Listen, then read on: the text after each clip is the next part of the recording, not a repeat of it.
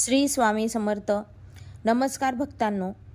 कुलदेवीचा मंगल कलश हा फक्त एक पूजेचा भाग नाही, तर तो आपल्या संपूर्ण घराण्याचा श्रद्धेचा केंद्रबिंदू मानला जातो. अनेकांना वाटते की कलश म्हणजे एक सणासुदीला ठेवायची वस्तू, पण आपल्या पूर्वजांनी कलशाला अत्यंत उच्च स्थान दिलेलं आहे. कारण कलशामध्ये जल असते, ज्यामध्ये जीवन असते आणि जीवनमध्ये देवीची शक्ती आहे असे मानले जाते. म्हणूनच कुलदेवी समोर ठेवलेला कलश म्हणजेच घरातील भाग्य जागृत करणारा, कुलरक्षण करणारा आणि मंगल ऊर्जा असणारा मानला जातो. ज्या घरात कुलदेवीची पूजा केली जाते आणि मंगल कलश श्रद्धेने ठेवला जातो, त्या घरात संकटे कमी होतात, मनोबल वाढते आणि घरातील सदस्यांमध्ये एकता राहते असे अनेक ज्येष्ठ लोक सांगतात. आपल्या कुलदेवीचे महत्त्व काय असते तर कुलदेवी म्हणजे त्या वंशाचं रक्षण करणारी शक्ती, ज्या देवीने पिढ्यानपिढ्या आपल्या घराण्यावर कृपा केली, संकट आधार दिला, अडचणीत मार्ग दाखवला, ती म्हणजेच कुलदेवी. म्हणूनच कुलदेवी समोर मंगल कलश ठेवणे म्हणजेच त्या देवीला घरात आमंत्रण देणे होय. आपण म्हणतो, देवी या घरात, आमच्या घरावर कृपा करा, आमच्या लेकरांचे रक्षण करा, आमच्या संसारात सुख शांती द्या. भावच कलश स्थापनेतून व्यक्त होतो. मंगल कलश ठेवताना सर्वप्रथम जागेची निवड महत्त्वाची असते.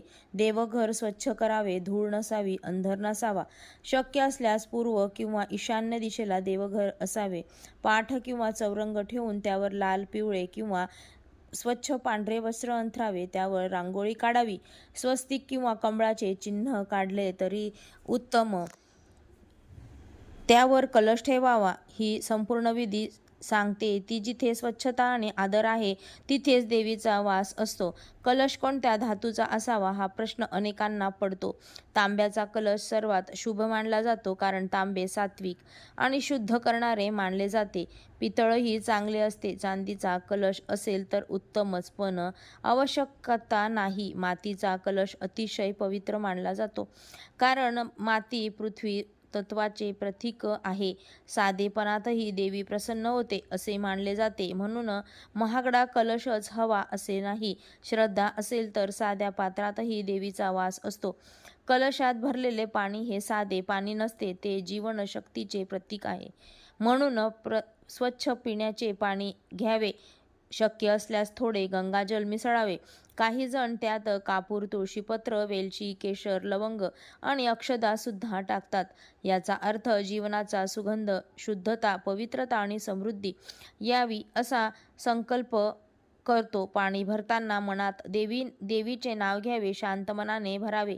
रागाने घाईत ठेवलेला कलश आणि प्रेमाने ठेवलेला कलश यामध्ये भावनेचा फरक असतो. कलशावर ठेवलेली पाने ही महत्त्वाची असतात. आंब्याची पाने जास्त वापरतात, कारण ती मंगल आणि जीवनशक्तीचे प्रतीक मानले जाते.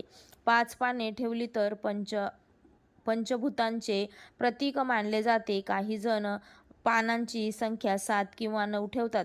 हे सर्व कुलचरणाच्या नुसार बदलले तर आंब्याची पाने नसतील तर स्वच्छ ताजी पाने वापरली जाऊ शकतात, पण सुकलेली पाने ठेवू नयेत. देवीसमोर ताजेपणा हवा. नारळ हा कलशांचा मुकुट मानला जातो. नारळावर लाल वस्त्र गुंडाळून देवता किंवा काही जण हळद कुंकू लावतात. नारळ म्हणजे पूर्णतः फलप्राप्ती, संकल्पपूर्ती आणि संरक्षण याचे प्रतीक आहे. नारळाचे 3 डोळे ब्रह्मा, विष्णू, महेश यांचे प्रतीक मानले जाते. म्हणून नारळशिवाय कलश अपूर्ण मानला जातो. कुलदेवी समोर ठेवलेला नारळ सांगतो की घरावरती देवांचे रक्षण राहो. कुलदेवीचा कलश कोणत्याही दिवशी ठेवावा तर शुक्रवारी हा उत्तम दिवस मानला जातो. नवरात्रीत कोणत्याही दिवशी शुभ आहे. गुढीपाडवा, अक्षय तृतीया, दुसरा दिवशी, पौर्णिमा, चैत्र नवरात्र, अश्विनी, विवाहपूर्वक कार्य, गृहप्रवेश, नामकरण, पुंज, नवीन व्यवसाय सुरू करताना असे अनेक प्रसंग आहेत. घरात नवीन कलशाची सुरुवात करतात. कलश स्थापना केली जाते, कारण जिथे प्रारंभ तिथे मंगल हवे. कलश ठेवताना संकल्प करावा. कुलदेवीची आमच्या घरावर कृपा ठेवा, घरातील सर्व संकटे दूर करा, मुलांना बुद्धी द्या, व्यवसायात प्रगती द्या, आरोग्य द्या, वाईट नजर दूर करा, घरात प्रेम राहू द्या. हा साधा संकल्प पुरेसा आहे. मोठे मंत्र नाहीत नसले तरीही मनातील भावना पोहोचते. असे मानले जाते की अनेक घरात स्त्रिया कुलदेवीचा कलश ठेवतात, कारण स्त्री हीच घराची शक्ती आहे. बहीण, पत्नी, मुलगी यांच्या हातून केलेली पूजा घरात शांतता आणते. तसेच म्हणतात, स्त्रीच्या हातात दिवा, तिने भरलेला कलश आणि तिच्या मनातील प्रार्थना हे घराला आशीर्वाद देतात, असे जुने लोक सांगतात. म्हणून घरातील स्त्रीचा आदर करणे म्हणजेच देवीचा आदर करणे होय. काही घरात कुलदेवीचा कळस ठेवला की वातावरण बदलते, असे अनुभव सांगतात. घरात हलके वाटते, राग कमी होतो, बोलण्यात गोडवा येतो, कामात लक्ष लागते, मन शांत होते. हे सर्व श्रद्धेमुळे घडते. जेव्हा घरातील सर्वजण एकत्र येऊन देवीसमोर बसतात तेव्हा नात्यांमध्ये जवळीक वाढते. म्हणूनच पूजा जेव्हा फक्त धार्मिक कृती नाही तर कौटुंबिक एकत्रितपणाचे माध्यम आहे. कलशातील पाणी कितीही दिवसांनी बदलावे हे महत्त्वाचे आहे. रोज बदलू शकतात असं उत्तम, पण शुक्रवारी किंवा आठवड्यातून एकदा बदलावे. आणि खराब झाले असेल तर त्वरित बदलावे. जुने पाणी झाडांना घालावे, तुळशीला द्यावे किंवा अंगणात शिंपडावे. पूजेचे पाणी कचऱ्यात टाकू नये. आदराने वापराने कलशाजवळ दिवा लावणे अत्यंत शुभ मानले जाते. सकाळी किंवा संध्याकाळी एक दिवा जरी लावला तरी वातावरण बदलते. दिव्याचा प्रकाश म्हणजेच अज्ञानाचा अंधकार दूर करणारी शक्ती.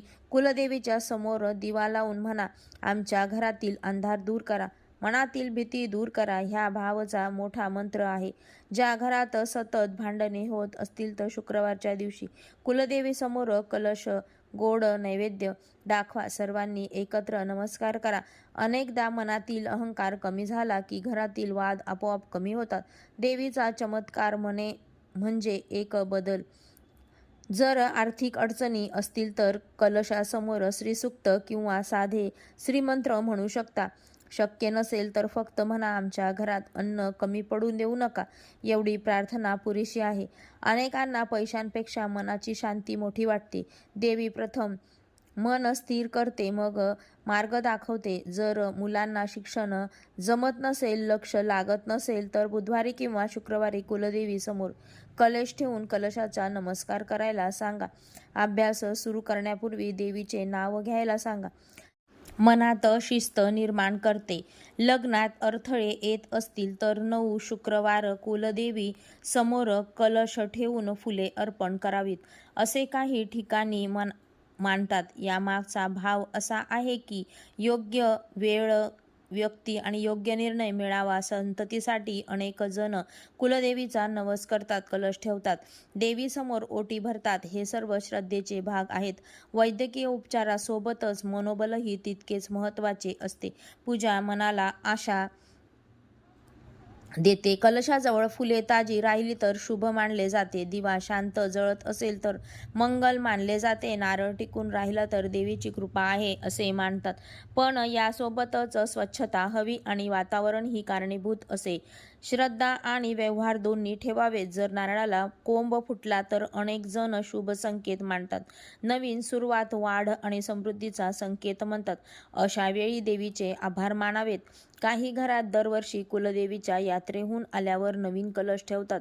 याचा अर्थ देवीचं स्वागत. काही घरात कुलधर्माप्रमाणेच विशिष्ट महिना ठरलेला असतो. आपल्या घरच्या वडीलधाऱ्यांना विचारून कुलाचार जाणून घ्यावा. कुलदेवीचा मंगल कलश आपल्याला एक मोठा संदेश देतात. आपल्या मुलांना विसरू नका, पूर्वजांना विसरू नका, घरात आलेल्या आदर करा, अन्नाचा आदर करा, आईवडिलांना मान द्या, स्त्रीचा सन्मान करा, स्वच्छता ठेवा, संयम ठेवा. हेच पूजेहून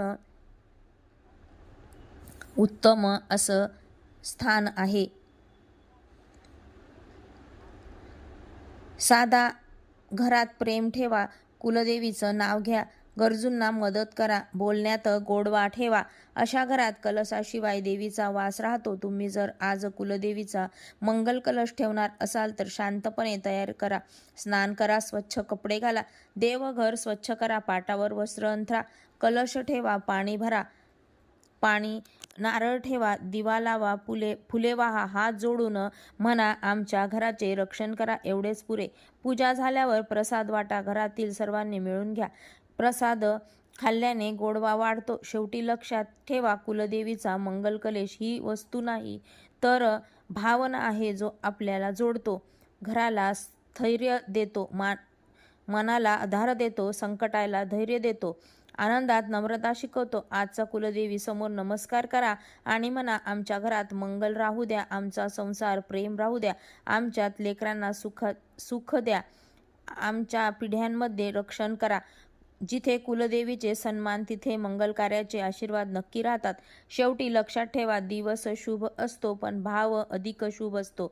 मनापासून ठेवलेला मंगल कलश कोणत्याही दिवशी फलदायी ठरतो. कुलदेवीचं प्रेम, श्रद्धा आणि स्वच्छता प्रिय असते. जर आजचा हा संपूर्ण महत्त्वपूर्ण व्हिडिओ आवडला असेल तर व्हिडिओला एक लाईक करून चॅनलला सबस्क्राईब करा आणि कमेंटमध्ये आपल्या कुलदेवतेचे नाव लिहा. संपूर्ण व्हिडिओ पाहिल्याबद्दल धन्यवाद.